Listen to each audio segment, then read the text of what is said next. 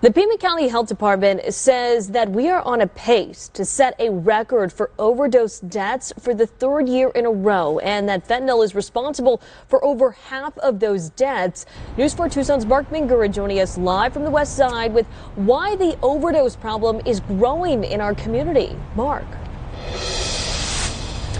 Priscilla, while other drugs like meth, cocaine, and heroin remain deadly killers, fentanyl has become more widely used because it's inexpensive, the price keeps dropping, and it's become more and more available while continuing to be the most deadly. Well, there's no question that fentanyl's taken over the #1 spot for overdoses, and not only has it taken over the #1 spot, but it's really exceeded what we even thought it could do. The Tucson Police Department issues naloxone, a medication that can temporarily reverse an opioid overdose, to all of its officers.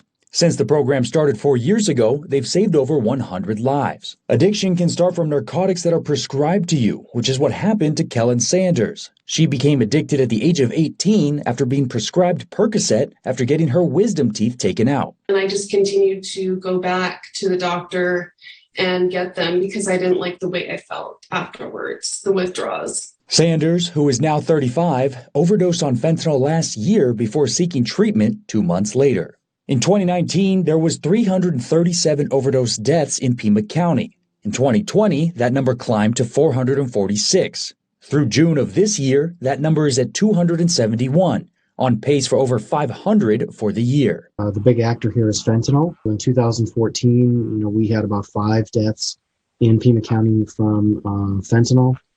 In 2020, that was 207. The continued drug use over 16 years led Sanders to lose guardianship of her daughter, fractured family relationships, and caused her to lose her car and apartment. After seeking treatment, Sanders has been able to start rebuilding her life in a positive direction. More confident, not hating myself, just kind of all around better for myself and for my life.